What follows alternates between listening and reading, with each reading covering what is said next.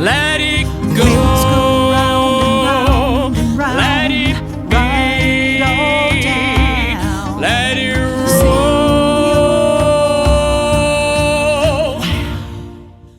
Really emphasized content over technical ability, and photography was very expensive. It was very technical, and there was a lot of failure at the beginning to even get the film to turn out, or to, get a print that, approximated something that was in my mind. And so I had a lot of catching up to do on the technical side. But his emphasis on story and on narrative was something that I got.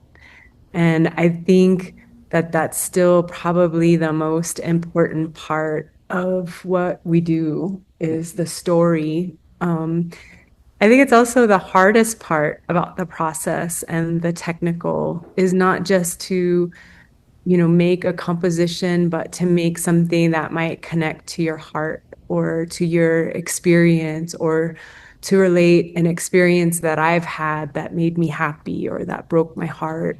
And the technical became more of like a passion. It was something that, as a lifelong learner, I continue to learn. It's, art can be a never-ending journey of learning, of humility, of failure. We learn so much from our failures as artists.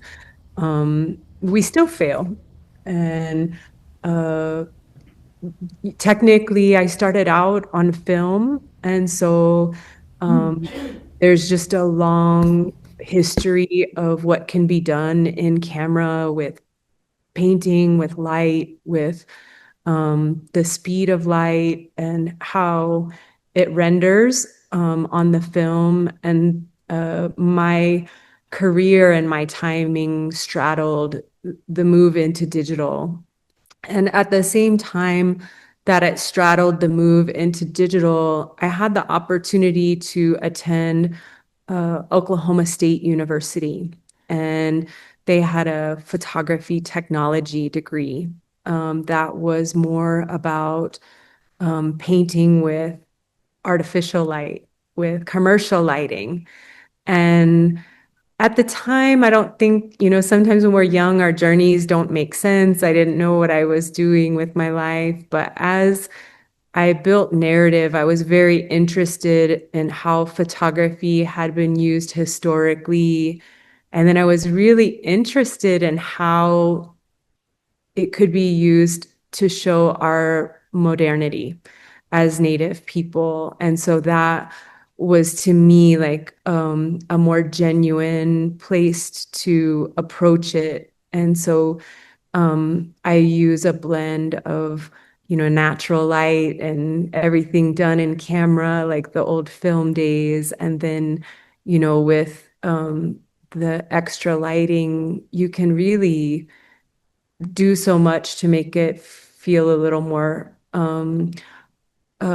harnessing, like, impactful, the lighting, the bright colors. And I think all of that is really translating to this idea of us as contemporary people. And I enjoy seeing us that way. And I like that for our younger folks too, to not just see ourselves represented as part of history, but as living, in color. So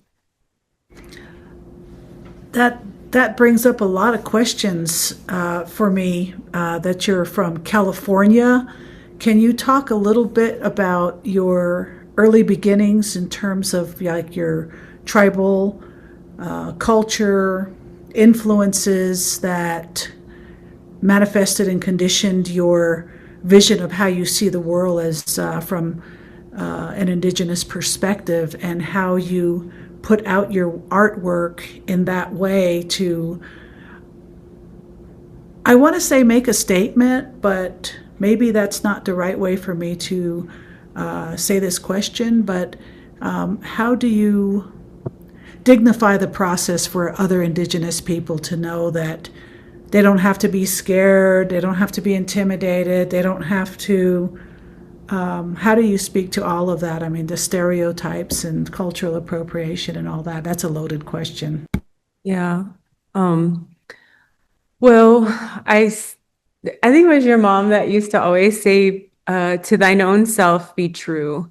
And I think as we're young Native people, coming to I certainly is an opportunity to talk about who we are and to talk about art and all of the things that it means to us as Native people, all the things that we share in common, but also all of our differences, and I'm from a really unique place out in Mojave Desert. It's where, as the Hawaiians say, my bones come from.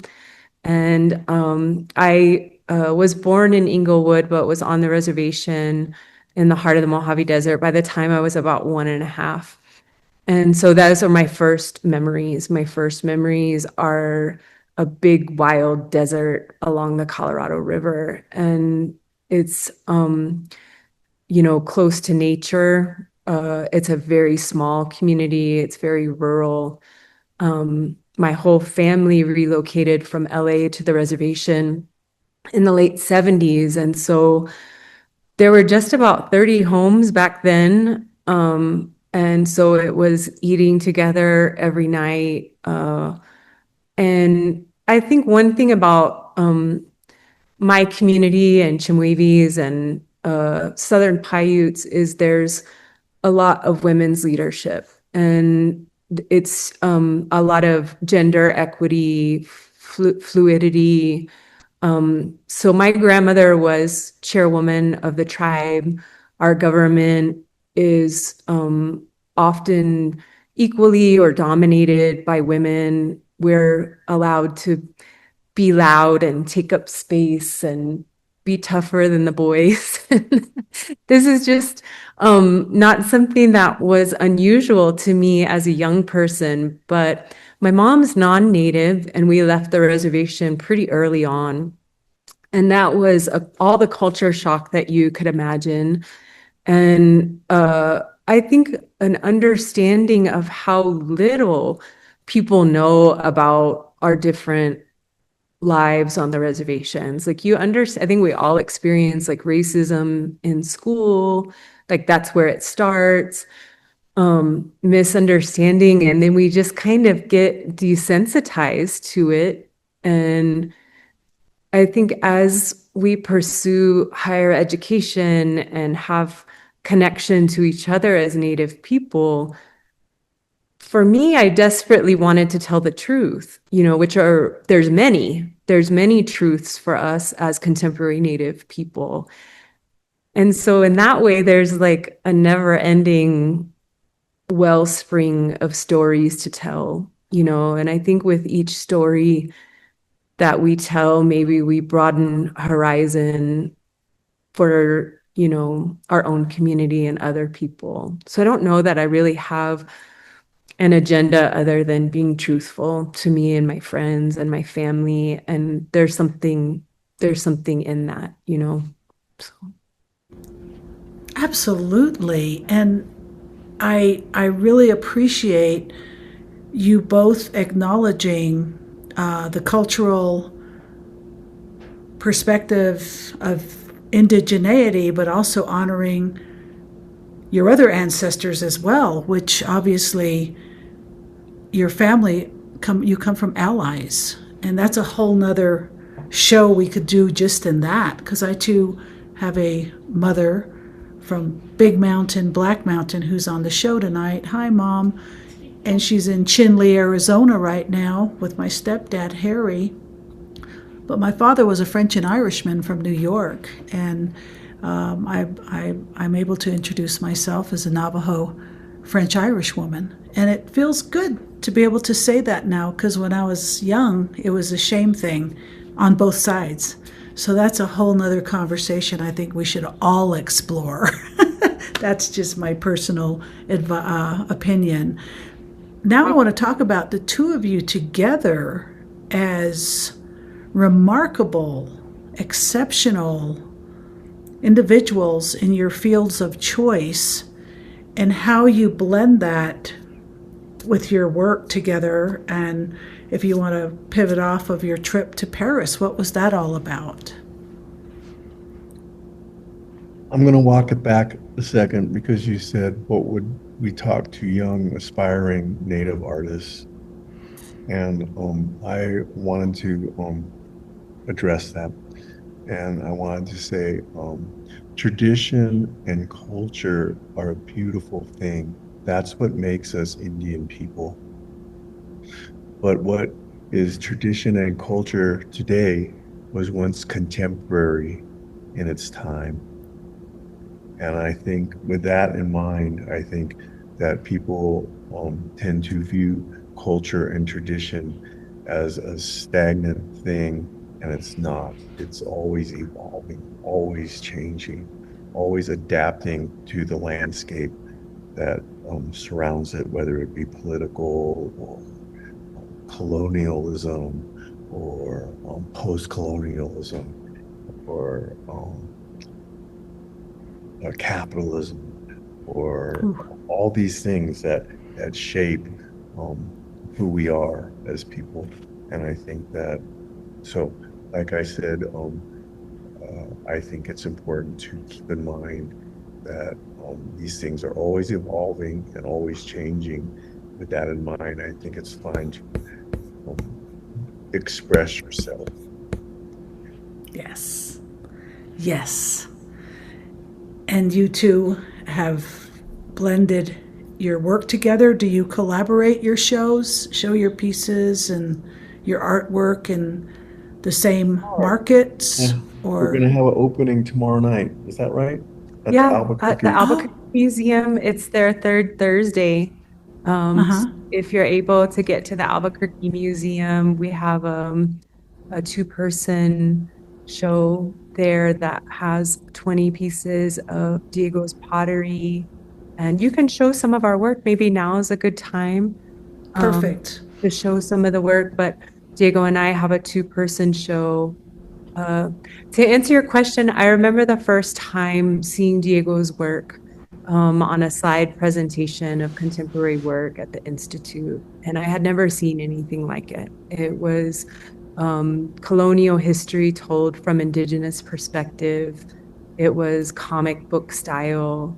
It was the brutality of conquistadors on the Pueblo people.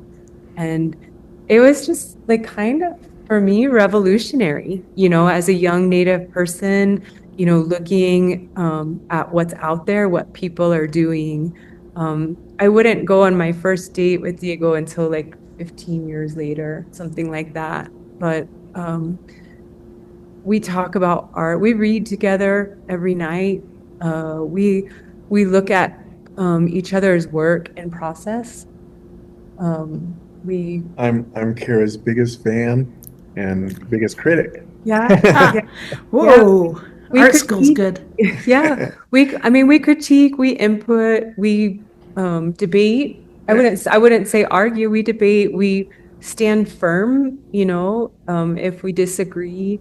But a lot of times it's very gentle, like this or that, what do you think about this? I'm thinking about that. And it's nice to hear of, oh, that's a good idea, or, oh, I really like that, Even more direct than that, there was a piece that I was doing this summer, and me and Cara always talk about this, that I think women draw women better than men draw women. And conversely, I think men, for the most part, there's always exceptions, but for the most part, men are probably better at rendering the male figure. And I was struggling on this particular image with the breast. And I remember I said, Cara, can you come in here and show me how this would look? And Cara took one look at it and said, oh my God. I was like, that's brilliant. That's exactly how it looked. So why couldn't I see that? I was struggling with that line forever, and you just came in and zapped it out. But anyway, so we do have direct input in each other's stuff. And you know, like I said, I'll if I have a question, um, Kara's my first go-to. How do you do this? What do you think of this? What do you make of this? We've collaborated several times where Diego's used a photograph of mine to make an illustration, or we've taken a photographic reference for you to illustrate. But we're trying to master now photography on the surface of some of this pottery. And so when I was referencing failure before, we're still learning. Like we haven't perfected it. We're Every day. we're Something. like Still students. We're still students. You know, art it's humbling. Yes, art. Yep. Keeps you humble. I always been Awesome. oh, you're a master potter. No, I'm not. I'm a student, and I learn something new every time I make a pot. There's something I learn. Well, I'm going to ask you how you get good later, but right now let's take a peek at some of your work, Elena. If you're able to pull up some pieces, and let's take a minute to take a look at this. If you want to talk about this, you're welcome to, Cara. Was a piece I worked on in 2015. It's actually from a series called Water Memories, and I was learning about the impacts of climate change to Indigenous communities, and learning to articulate the ways that our Indigenous communities are impacted more greatly by climate change because we live so close to the land. And I had this idea that we would have Native people free falling underwater, like going back to Mother Earth. And it was not hard to find many friends and family members that had been affected adversely already by flooding. And so these two are representing the flooding that was taking place after the Los Conchas wildfires. And it became much bigger than that. Yeah. Sometimes art does, right? Yeah. I think everybody's relationship to water is so powerful. But that was what that image was about. Okay, I think the next piece we're going to see now, let's take a look at it and then take it off and then talk about it so we don't lose the shared screen of the interpreter with us, because we do have some Indigenous deaf relatives that are on tonight. Everybody take a peek at this. This is mesmerizing. There. Okay, Elena, you want to talk about that a little bit, Diego?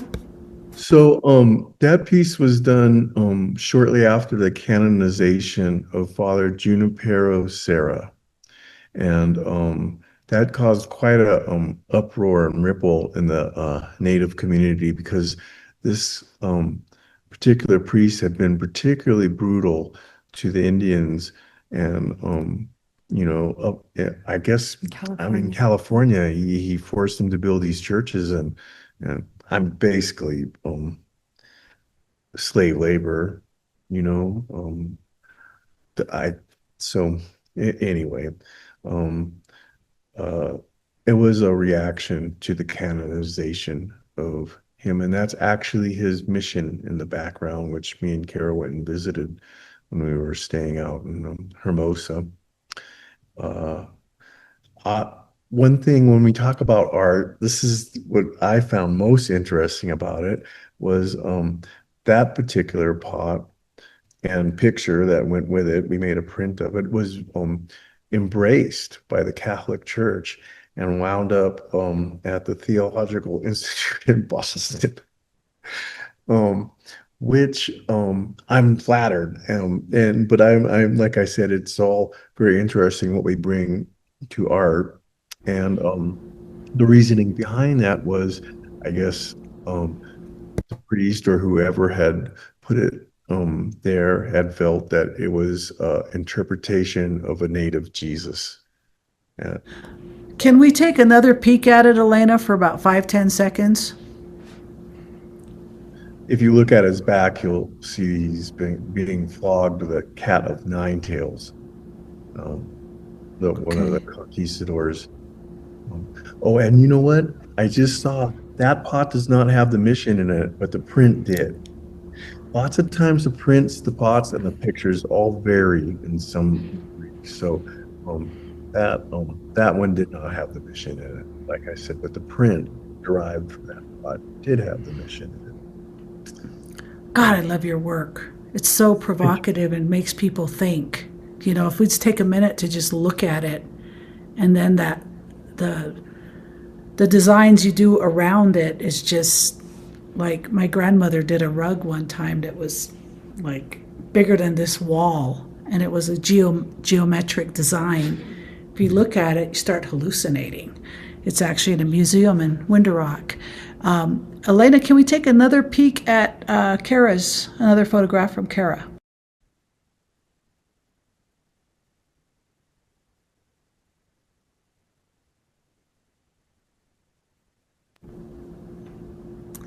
Hello, can you hear me? Yep, we can hear you.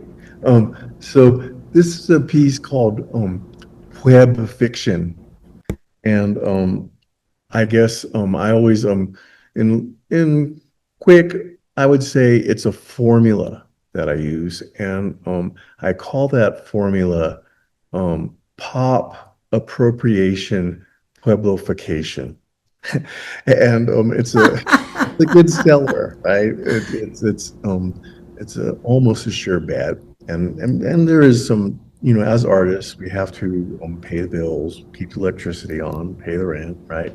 So this is one of my go-to formulas where I take a popular image from pop culture and I indigenize it. Thank you, Cara. And so that's what you're looking at there. That's Uma Thurman from Pulp Fiction, and just switched it up a little bit. And she's taking her break during feast day. You know, we dance. You know, I'm sure you've been to a feast day. Yeah. So Oh yeah, love it, lunch, and love then it, we love it, break, love. and Just we go home for lunch, and then we come back out. There's that. eat a little bit at a time, There you go. So. or else it'll be too much. That's great. Okay, let's take a look at another one, and then let's continue on. Elena, is there another piece? Una más, Elena? All right. Okay. This is Passion. from a series called First American Dolls. And the series began when Cricket was about 11 years old. And Diego and his mother have an intergenerational tradition of doll collecting. And his mother's Anglo and had a grand collection of dolls and made clothes for them, and was, you know, into the collection of the miniatures. That it's a world culture, dolls. And Diego has G.I. Joe. GI Joes, but some of them are still in the box, and just this like incredible historical accuracy of what kind of footwear and what kind of camouflage was correct for the code talkers or the Korean War or all of this. And when Cricket was 11, there really wasn't much for her. You know, there were a few handmade dolls, but nothing in pop culture. And so I started a series of dolls, and we actually made the life-size doll boxes. And I think there's about 10 of them now, all from different tribes that show the different vernacular, how all of our regalia emerges from our landscapes differently, how we're using shells if you're along the coast, or hides if you're up in the Arctic, or, you know, weaving if you're here in the desert. Some of them have corn, some of them have pine cones, but they have that love for historical accuracy that his GI Joes have. And they're just a celebration of our diversity, but also a learning tool for people. I think people have a pretty good understanding of a few tribes, but really it's just the tip of the iceberg. And I Yes. think that, we have so much incredible art that comes with our regalia making. And so it's an opportunity to highlight our high fashion from our different communities that, I don't know, I think it really has a lot of like medicine. It's like one of the things that we were always allowed to do despite so many other things not being allowed to practice, like language or religion. We were still allowed to make our regalia and our art. And so there's a lot of passive resistance in our regalia making. And so I just really love this series, and the prints are big. And so you're really able to get in there and see the beauty of, the way we rig out our kids, I think is really unique. And it shows intergenerational love and how community wealth is acquired. Like we have to go to many makers, right, to put together a full outfit. And it's a reflection of love. And Yes. there's just a lot packed into those pieces. Share to sheep. Hey. Yeah. Okay, looks like we're getting another look at this beautiful piece here. I'm just picturing Cricket when she was 10 years old, wondering, seeing her in her football attire, if she would be having this for a doll. But I think she would, right? Yes. Yeah. First football game I actually went to was Cricket. It's funny story there. That's awesome.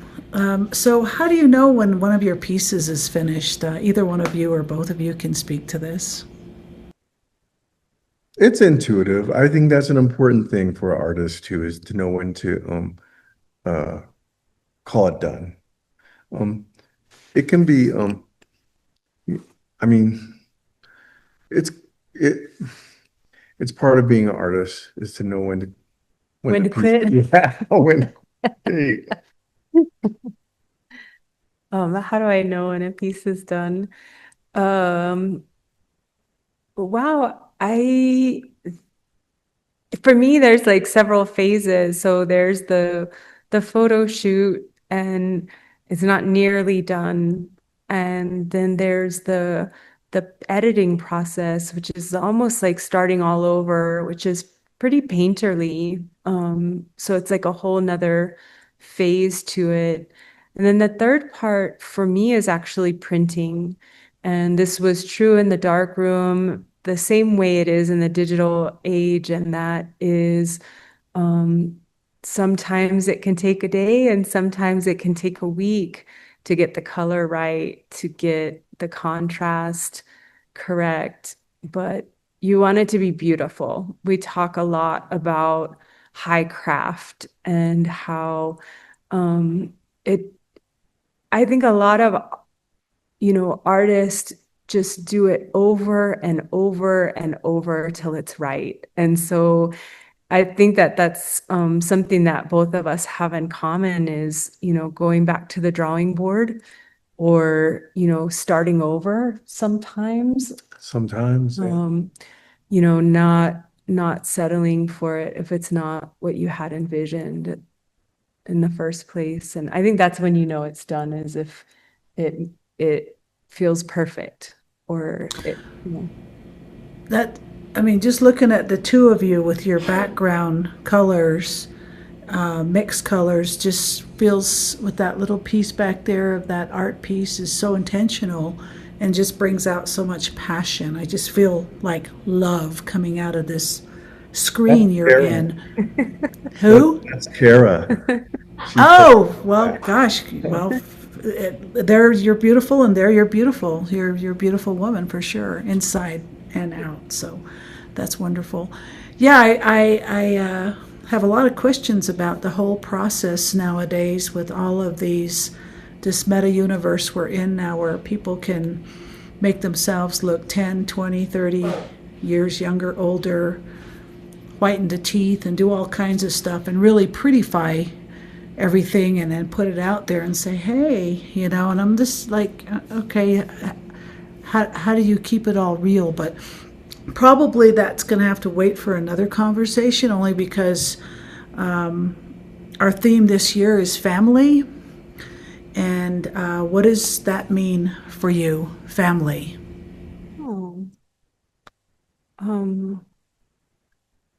Well, I can't wait to get home to them every day. I love to make food for them and take care of them. And we do so much together. We have so much love. For us, it means sobriety. That's been a cornerstone of how we've been able to raise our kids and never wanting to expose them to the things that we were exposed to. But, you know, there's, you know, always rolling down the river, huh? with the kids. And I think we're very kid focused, you and I. I'm looking forward to seeing them all for Thanksgiving. Yeah. That would be, Yeah. Diego's a grandfather now, yeah. and that's pretty. Che. Hey, Che. Yeah, hey, Che. In Navajo, that means grandfather. Chei. Che. In Pueblo, Congratulations. Yeah. he's Moo. Moo! That cute. Wow. Have you tried any mushi chicken at a Chinese place? No, I'm just kidding. Congratulations. That's wonderful. Well, I want to thank you both so much. And we only have a few minutes left. And I do want to allow Elena to talk a little bit about what we're up to. And then I'd like to invite our friends and family in just to say hi. And I definitely would like us to hear what everybody's got to say. If anybody wants to say anything, that's completely optional. Thank you.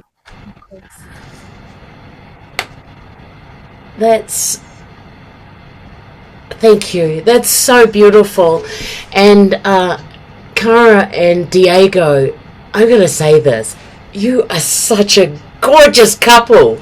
You just oozing out light and love and you know, it comes through in your walk, and not only in your walk but your work and the gifts that you have with us, and I feel so blessed. I'm just going to go through a little commercial break, and then, as Tash said, we're going to invite everyone in, and if they've got any questions or comments, which I know that they will, and then we'll wrap up this extraordinary session. So, as I was saying earlier, we've been very blessed to have the Indigenous Ways Wisdom Circle, which started on the 1st of April 2020. We were blasting out the Wisdom Circle and the concert series, keeping our beloved community connected with COVID. And so what we're doing now is we beam out once a month now, the third Wednesday. And so next month, December the 17th, same time, same channel, we've got the beautiful Summer Crider, who is a deaf, disabled queer woman and the founder of the Wild Cypress Reconnecting People and Nature. She will present a talk about connecting the stars, which explores how Indigenous and deaf ways of being and our relations with the forest can open pathways towards healing. And if she looks really familiar, she's been in Santa Fe, where we're based, New Mexico, several times at the Indigenous Ways festival that we've had in person. And she's not only been filming, but also been our deaf interpreter. So, you know, you can, if you want to see this incredible presentation again, or the slides in which these incredible artists, Cara and Diego, have done, you can. This will be available at our website, IndigenousWays.org, in the archives, where we've got over 200 presenters. and so you'll be able to share that in the next 72 hours. And so we'd love you to share that with your friends as well. And while you're at our website, IndigenousWays.org, you can also subscribe to our newsletter, and there you'll see what's happening. Every month we shoot out what's going on. Below me are our social media pages, and if you are very fortunate or not, I don't know how you want to look at that, to be on social media, please like or subscribe to our pages, share them with your friends. We've been very blessed because every virtual event that we have done have always had ASL interpreters. Tonight we're very blessed with the beautiful Mariah Garcia, who's with us now, and before you saw the beautiful Crescesiano Garcia, no relations, and also all of our events are free. Right at this moment, I want to take the moment to thank our sponsors for this year, being the City of Santa Fe Arts and Culture, as well as the National Endowments of the Arts. I want to take a moment and share our highlights for 2025 this year. We had our first Indigenous Ways Film Festival in partnership with IAIA, and that is the Institute of American Indian Arts. All the participants were fed thanks to the Ranch House.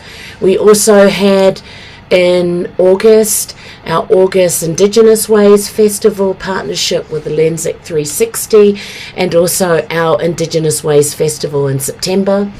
As I said before, we beam out once a month with our Wisdom Circle. We also have an internship program with students from IAIA, and this year we had for the first time a student from Stanford University. You've actually heard her name several times, Cricket Tiger, who is the beloved daughter of Diego and Cara, and that's who we can thank for why they are here now. And also Show her name sign. Oh, and she also was blessed because you could have done that yourself, Dad. She was also blessed at our August festival, Indigenous Ways Festival, and we've got a whole mob of deaf and hard of hearing who really embraced her and gave her gifted her a sign name thanks to James Wooden Legs, which was this. So this is Cricket's.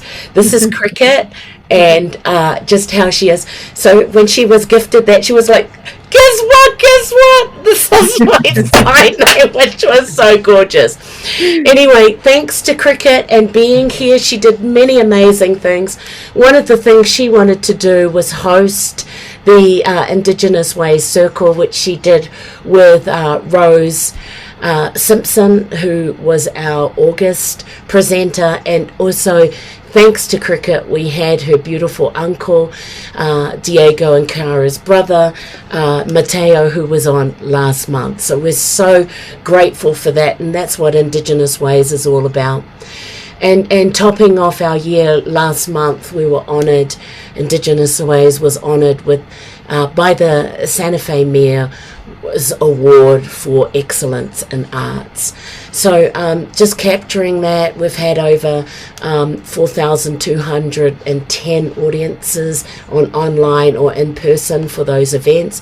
We've had over 47 deaf and hard of hearing community members as well. We've been able to support over 32 ASL interpreters, including 2 deaf interpreters, 56 volunteers, including 9 deaf volunteers and 19 Native community members, 61 artists, 37 vendors, and all of our programs, as I mentioned before, are free and accessible to everyone. If you're able to, you can donate, which through our PayPal, through our website, through Venmo, or through the snail mail that you can see on your screens. So we're very grateful for that, and or else you can go to our website. We've got Giving Tuesday coming up, and our end of year our end of year donation. So on that note, what I'm doing is just opening up for those who are very brave, because this is getting recorded and we'd love to see you. But please, at the bottom of your page, turn on your cameras, which will bring you into the scene. If you've got a comment, we've got about 10 minutes left to the top of the hour, or you unmute. And Destiny and Najoni, if you're able to, you can go around and just invite people in. It's now open. And with that, I'll yield back to you, Tash, while people are kind of figuring out where everything is. Or Welcome in. Anybody that wants to come in and say hi? And then Tash, I know you also had a mob of questions as well. So while we're waiting for people to come in, we can read the chats on the side if we want to. Sheila, would you like to say something, sister?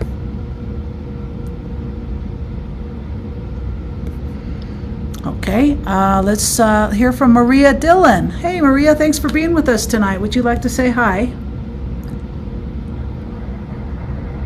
We need to unmute. We can't hear you, Maria. This is Sheila. I just got it unmuted. Okay, Sheila, what's up? Yeah, you caught me off guard, so I had to try to reach over there and figure out how to do it. Thank you very much, everybody, for everything that you presented tonight. It was a real blessing. You know, Cara, I've never met you, and yet we run in the same circles, and it's kind of odd. But I wanted to say thank you very much for your presentations tonight. Your image of crickets was hanging outside my office wall for about a year. And that was one, if not my favorite exhibition in the hallway there of IAIA. I'm in the performing arts side of that building. And so every time I come out, I get to tell people, hey, you know what? I know that girl in the picture. Yeah, that was taken by Cara Romero, and that's cricket. And so, yeah, people enjoyed that particular exhibit so much. It was powerful. Yeah, thank you all. Thank you, Sheila. Sure. All right, we had a couple of people. My good friend, Arletta from Lukachukai, she's a deaf woman that taught me sign language when I was 11 years old, popped up and popped out. So, hey, Arletta, what's up? Do you want to say hi?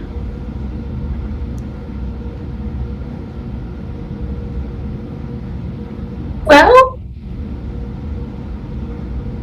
it's really great to see your pottery.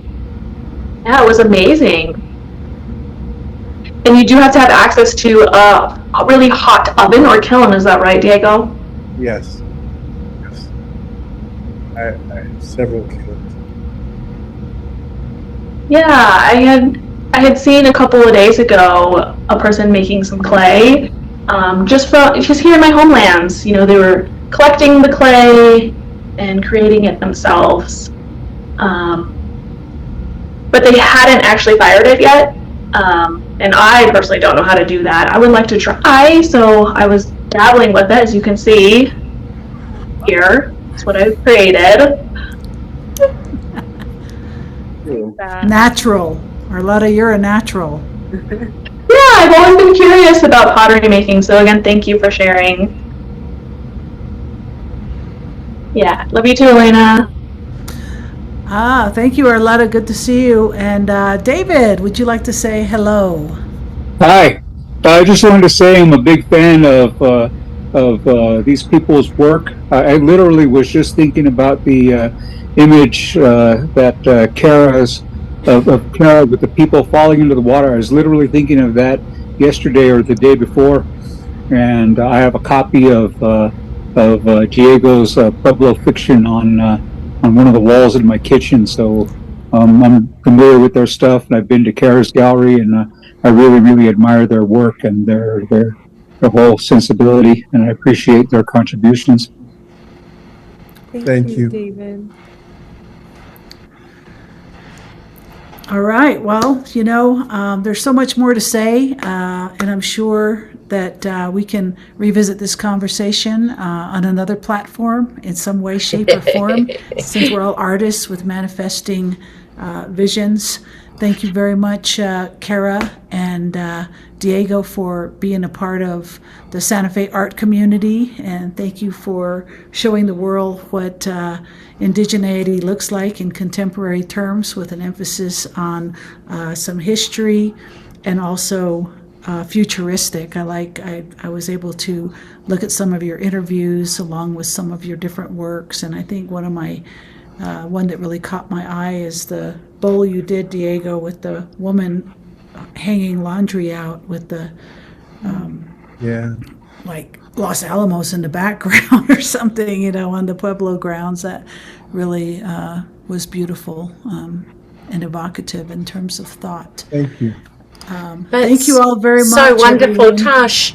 If it's okay, I'll finish us off. But hey, Cara, Diego, thank you. I just want to take this moment to thank everyone for blessing us with your time, your synergy, whether you're here now in live or you're watching the streaming of this, whether that be the recording on our website or through the social media.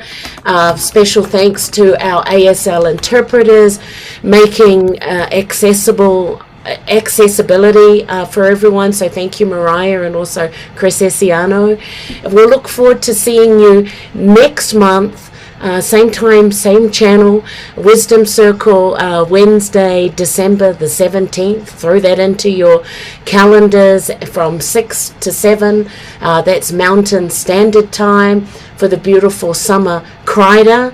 But please, let's give it up for the extraordinary gifts and love and light of Cara and Diego Romero.